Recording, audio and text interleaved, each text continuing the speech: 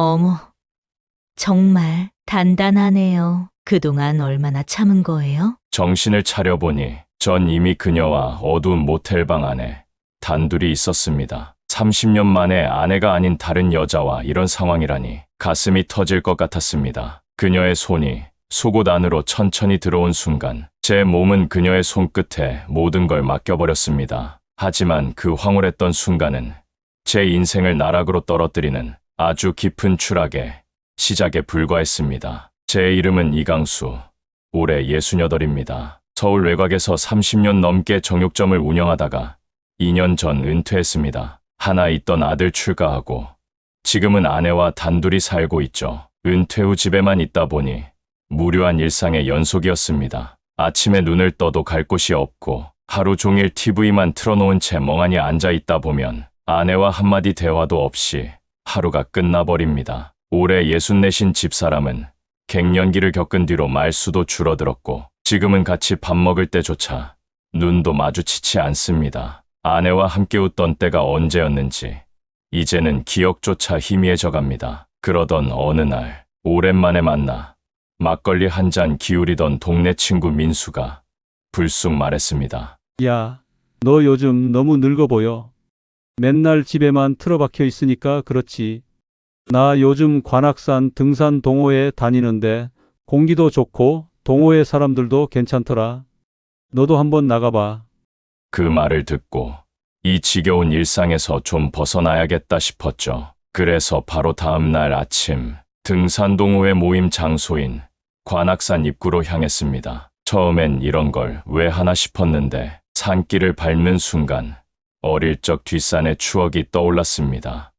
그때였습니다. 처음 오셨어요? 발걸음이 참 안정감 있으시네요. 그곳에서 제 마음을 훔친 바로 그 사람, 61살 등산동호회 총무 정유경을 만났습니다. 그녀는 첫눈에도 어딘가 묘하게 사람을 끌어당기는 분위기가 있었습니다. 그날도 오자마자 처음 본 저를 반갑게 맞이해주며 말했죠. 처음이시면 길 익숙해지실 때까진 제 옆에서 함께 가요. 쉬는 지점도 안내해 드릴게요. 그녀와의 첫 만남 이후 제 삶은 조금씩 흔들리기 시작했습니다. 다음 날 새벽에도 관악산 입구로 향했습니다. 어제보다 조금 더 익숙해진 흙길. 신기하게도 마음이 조금은 가벼워졌습니다. 오늘도 나오셨네요. 괜히 제가 반가운데요. 유경 씨였습니다. 어제처럼 단정하게 묶은 머리에 손엔 보온병을 들고 있었습니다. 이거 생강차예요. 한 잔 드셔보세요. 그녀가 따라 건넨 생강차의 온기와 달콤한 향에 마음이 풀리고 경계심이 절로 내려갔습니다. 정말 좋네요. 잘 마셨습니다. 어제 산 타시는 거 보니까 초보가 아니시던데요. 산을 올라가시는 자세가 참 편안하셨어요. 짧은 대화였지만 묘하게 마음이 놓이는 느낌이 들었습니다. 산 중턱에서 잠시 쉬던 중 그녀가 조심스럽게 말을 꺼냈습니다. 혹시 아침 식사 안 하셨죠? 도시락 싸왔는데 혼자 먹기 애매해서요.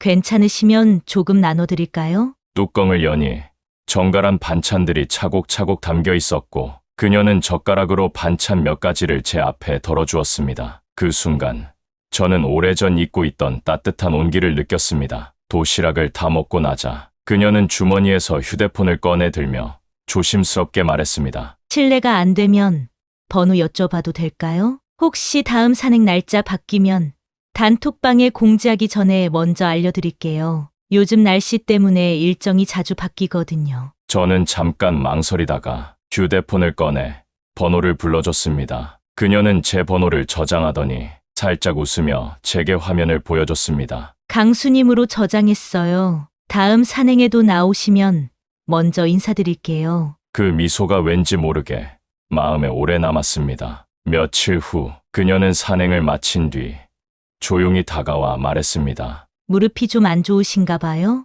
올라오실 때 보니까 조금 불편해 보이셨어요. 네, 예전부터 한 번씩 시큰거렸는데 요즘 부쩍 그러네요. 그녀는 조심스럽게 가방에서 작은 연고통을 꺼냈습니다. 이거 천연 연고인데요. 회원분들 중 무릎 안 좋은 분들한테 종종 발라드리거든요. 괜찮으시면 잠깐만 앉아보세요. 그녀는 연고 뚜껑을 조심스럽게 열고 제 무릎 위에 손을 얹었습니다. 처음엔 그냥 마사지 정도겠거니 싶었습니다. 하지만 그녀의 손길은 점점 더 깊숙해졌고 제 허벅지 안쪽까지 더듬기 시작했습니다. 순간 숨이 턱 막히는 듯한 느낌이 들었습니다. 허벅지 근육이 정말 단단하시네요.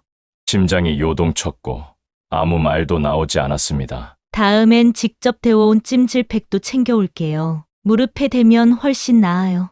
집에 돌아와서도 유경 씨 생각이 자꾸 났습니다. 산에서의 그 따뜻했던 손길, 코끝을 자극했던 향수 냄새. 하지만 현실은 언제나 그 자리에 그대로였습니다. 아내는 여전히 TV만 보고 있었고요. 여보, 오늘 관악산 다녀왔는데. 응, 밥 먹었어? 이게 전부였습니다. 30년 동안 이런 식이었죠. 제가 무슨 말을 해도 항상 관심 없는 표정으로 대충 대답하곤 했죠. 그날 밤, 저는 유경 씨가 건네던 따뜻한 말들과 손길을 떠올리며 한참을 침대에 누워 뒤척였습니다. 그러던 어느 날, 산행을 마치고 집으로 돌아와 소파에 앉아 있는데 휴대폰에 낯익은 이름이 떴습니다. 유경 씨였습니다. 강수님, 저 지금 등산 동호회 회원분들이랑 근처에서 막걸리 한잔 하고 있어요. 혹시 시간 괜찮으시면 잠깐 들르실래요? 기다릴게요. 순간 손이 멈췄습니다. 문자를 한참 쳐다보다가 아내가 부엌에서 뒷정리하는 소리를 들으며 입을 열었습니다. 여보, 나 등산 동호회 사람들이랑 한잔하고 올게. 아내는 설거지를 하던 손을 멈추지 않은 채 말했습니다. 그래요. 늦지 말고 들어와요.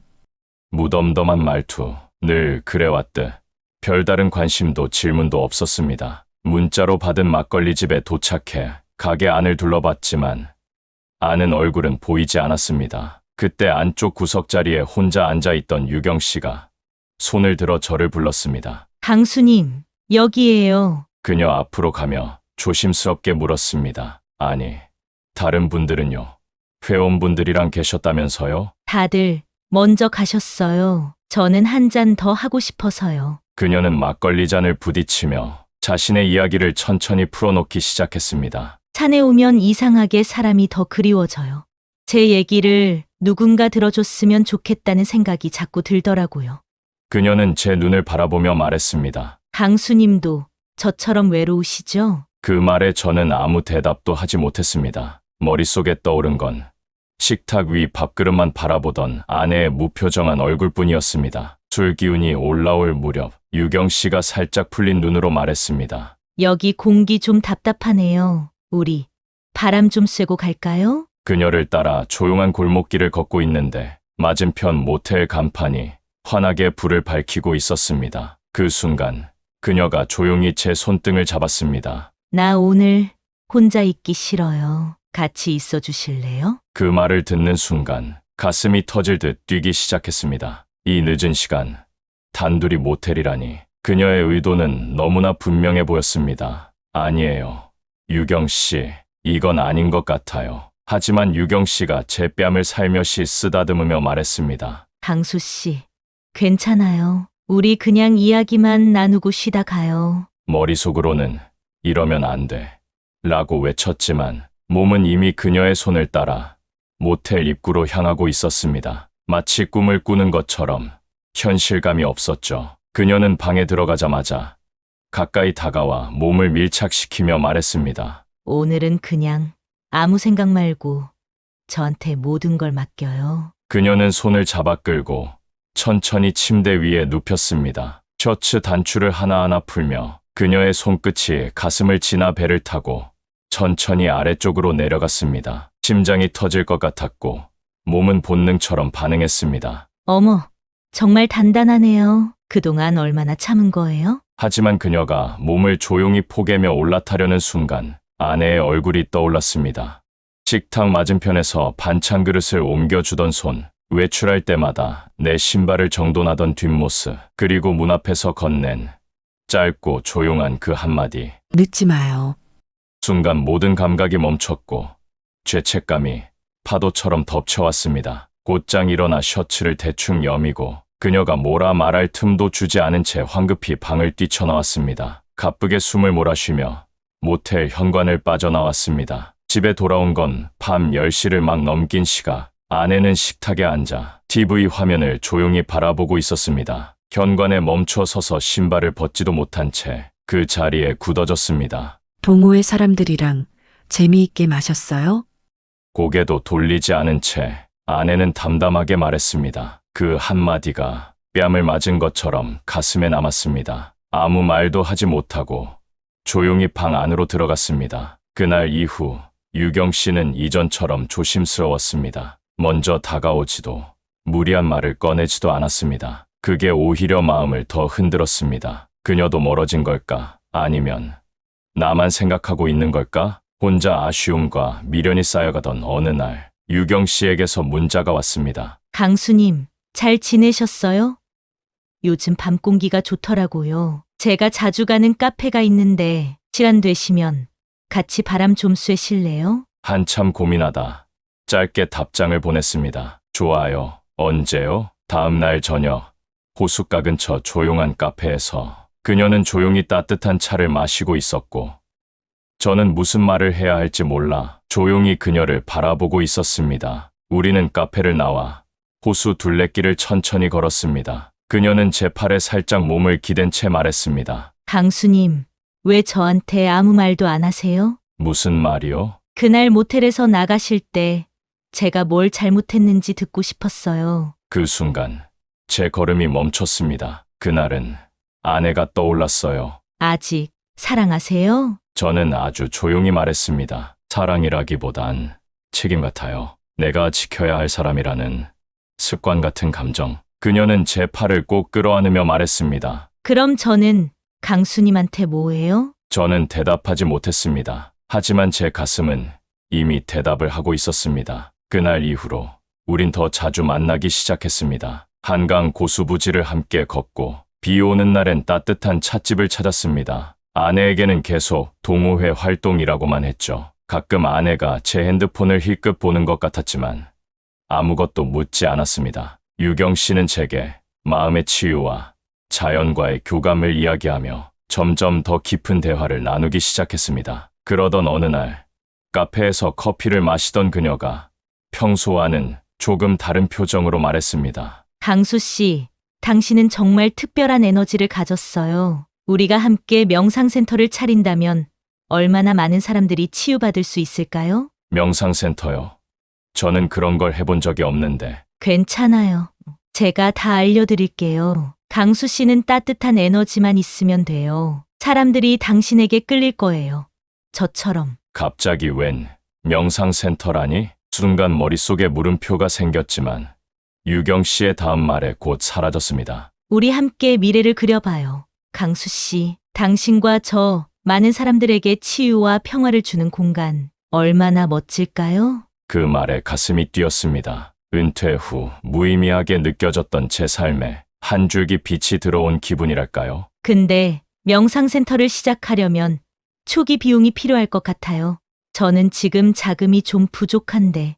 저는 망설임 없이 말했습니다. 얼마나 필요하세요? 제 통장에는 평생 정육점을 운영하며 30년간 조금씩 모은 돈이 있었습니다. 유경 씨는 머뭇거리며 말했습니다. 지금 당장은 500만 원? 부지를 알아보고 계약금을 넣어야 해서요. 큰 돈이었지만 주저하지 않고 말했습니다. 알겠어요. 내일 바로 보내드릴게요. 다음 날 유경 씨가 말한 500만 원을 이체했습니다. 아내에게는 아무 말도 하지 않았죠. 그 후로도 유경 씨는 부지 선정에 문제가 생겼다. 인테리어 비용이 예상보다 많이 든다며 계속 다양한 이유로 돈이 필요하다고 했습니다. 저는 아무런 의심 없이 한 달 사이에 총 2천만 원을 이체했습니다. 여보, 요즘 통장에서 돈을 많이 뺐는데 무슨 일 있어? 순간 가슴이 철렁했습니다. 아내가 통장을 확인하고 있었다니. 하지만 곧 화가 치밀었습니다. 왜? 당신이 관심 있을 일이야? 30년 동안 내가 무슨 말을 해도 응, 이라는 대답밖에 안 했잖아. 그게 무슨 소리야? 됐어. 나도 이제 내 인생 살 거니까 상관 말고 신경 꺼. 당신처럼 TV만 보면서 살고 싶진 않아. 아내는 굳은 표정으로 더 이상 아무 말도 하지 않았습니다. 그날 밤 유경 씨에게서 문자가 왔습니다. 강수 씨, 내일 중요한 미팅이 있어요. 명상센터 최종 계약을 위해 2천만 원이 더 필요해요. 도와주실 수 있나요? 손가락이 떨렸습니다. 이미 2천만 원을 보냈는데 또 2천만 원이라니? 그때 갑자기 아들에게서 전화가 왔습니다. 아버지, 혹시 요즘 정유경이라는 그 여자 만나세요? 가슴이 철렁했습니다. 어떻게 알았지? 그게 무슨 소리니? 아버지, 그 여자 사기꾼이에요. 인터넷에 검색해보세요. 황혼 로맨스 사기로 이미 몇 번이나 적발됐던 여자예요. 순간 귀가 멍해졌습니다. 내가 그토록 믿었던 유경 씨가, 그 따뜻한 손길과 미소가 말도 안 돼. 유경 씨는 그런 사람이 아니야. 아버지, 제발 정신 차리세요. 어머니가 얼마나 속상해 하시는지 아세요? 돈은 얼마나 보내셨어요? 말문이 막혔습니다. 아내가 알고 있었다고. 그런데 아무 말도 하지 않았다고? 전화를 끊고 인터넷 검색을 해보니 정말로 유경 씨의 얼굴이 나왔습니다. 황혼기 남성 노린 로맨스 사기. 노년 남성들에게 수천만 원 가로채. 같은 기사들이 쏟아져 나왔습니다. 머리가 어지러웠습니다. 가슴이 찢어지는 듯한 고통이 밀려왔어요. 내가 얼마나 바보였던 걸까? 30년 동안 나를 지켜본 아내는 어떻게 알고 있었을까? 그런데 왜 말리지 않았지? 갑자기 화가 치밀어 올라 거실로 나갔습니다. 아내는 여전히 TV 앞에 조용히 앉아 있었습니다. 당신, 솔직히 말해봐. 내가 다른 여자 만나는 거 알고 있었어? 아내는 천천히 고개를 돌렸습니다. 눈에는 눈물이 가득 고여 있었습니다. 응, 다 알고 있었어. 그런데 왜 아무 말도 안 했어? 왜 날 말리지 않았어? 아내의 입술이 떨렸습니다. 그 여자 처음부터 알고 있었어. 뭐? 어떻게? 정유경, 3년 전에도 비슷한 일로 뉴스에 나왔던 여자야. 그때 얼굴을 봤어. 저는 충격에 말을 잇지 못했습니다. 아내는 덤덤하게 말을 이어갔습니다. 당신 등산 동호회 처음 갔다 온 날부터 이상했어. 너무 밝아 보였거든. 아내의 눈에서 눈물이 멈추지 않았습니다. 그래서 동호회 사람들이랑 술 한잔하고 오겠다고 나간 날 몰래 따라가 봤어. 그곳에서 당신이 그 여자랑 단둘이 있는 걸 봤어. 가슴이 쿵 하고 내려앉았습니다. 아내가 나를 미행했다고. 그런데 왜 아무 말도 하지 않았지? 왜? 알고 있었으면서 왜 말하지 않았어? 아내는 눈물이 가득 고인 눈으로 천천히 고개를 숙이며 말했습니다. 30년 동안 당신은 한 번도 날 그렇게 본 적 없었으니까. 그 말에 가슴이 찢어지는 듯 했습니다. 그게 무슨 소리야? 그 여자 보듯이 그렇게 반짝이는 눈으로 날 본 적 없었어. 목이 메었습니다. 아무 말도 할 수 없었습니다. 아내의 그 말 한마디가 제 가슴을 후려팠습니다. 30년 동안 난 이 여자를 어떻게 대했던 거지? 무슨 생각으로 살아온 거지? 전 울먹이며 말했습니다. 하지만 그 여자가 내 돈을 노리는 걸 알면서도 도대체 왜? 아내는 슬픈 미소를 지었습니다. 당신이 스스로 깨닫기를 바랬어. 그리고 아내가 잠시 말을 멈추고 서랍에서 뭔가를 꺼내 제게 건넸습니다. 오래된 통장이었습니다. 이게 뭐야? 통장을 열어보니 잔액이 3천만 원이었습니다. 제가 유경 씨에게 보낸 금액보다 더 많은 돈이었죠. 여보, 이게 무슨 돈이야? 당신이 모르게 그동안 모아둔 돈이야. 혹시라도 나중에 당신이 사기라도 당하면 어쩌나 걱정돼서 미리 준비해야겠다고 생각했어. 그래야 당신이 힘들 때 조금이라도 도움이 될 것 같았거든. 순간 온몸에서 힘이 빠졌습니다. 무릎이 꺾이면서 바닥에 주저앉았습니다. 아내가 왜 이런 일을 했는지 이해가 되지 않았습니다. 어떻게 이런 생각을 했어? 내가 사기를 당할 거라고? 아내는 조용히 제 옆에 앉았습니다. 너무 오랫동안 당신을 지켜봐 왔으니까 당신이 얼마나 외로운지 알고 있었어. 눈물이 주체할 수 없이 흘러내렸습니다. 나는 당신이 나를 사랑하지 않는다고 생각했어. 아내의 눈도 젖어 있었습니다. 말을 많이 하지 않는다고 사랑하지 않는 건 아니야. 그제서야 깨달았습니다. 30년 동안 옆에서 묵묵히 바라보며 날 지켜주었던 사람, 말이 없어도, 표현이 부족해도 아내가 저를 생각하는 그 마음은 제가 상상했던 것보다 훨씬 더 컸습니다. 미안해. 정말 미안해. 날 끔찍히도 생각해주는 이런 여자에게 난 얼마나 무심했던가. 그리고 어떻게 그런 배신을 저질렀던가. 전 다시 힘겹게 말을 꺼냈습니다. 난 당신한테 너무 큰 잘못을 저질렀어. 천천히 제 어깨를 토닥이는 아내의 손길은 너무나 따뜻했습니다. 하지만 그 따뜻함이 더 가슴을 아프게 했습니다. 일단 경찰에 신고부터 하는 게 좋겠어. 그 여자 지금도 다른 사람들 속이고 있을지 모르니까. 아내의 말에 고개를 끄덕였습니다. 미안함과 고마움, 그리고 분노가 뒤섞인 복잡한 감정이었습니다. 그날 저녁, 아들이 집에 왔습니다. 아버지, 제가 미리 인터넷에서 자료를 모아왔어요. 그 여자 SNS 계정이랑 과거 사기 이력이 다 있어요. 아들이 가져온 자료를 보니 정유경은 이미 3번이나 비슷한 수법으로 황혼기 남성들을 속여 재산을 가로챈 전과가 있었습니다. 동호회 총무, 명상 지도사, 전문 투자자 등 직함만 바꿨을 뿐 수법은 똑같았습니다. 경찰서에 도착해 모든 상황을 설명했습니다. 집으로 돌아오는 길, 아내가 조용히 제 손을 잡았습니다. 괜찮아, 여보. 우리 다시 시작하면 돼. 아내의 그 한마디에 눈물이 다시 흘렀습니다. 이 사람이 30년 동안 내 옆에 있었는데 왜 난 그걸 몰랐을까?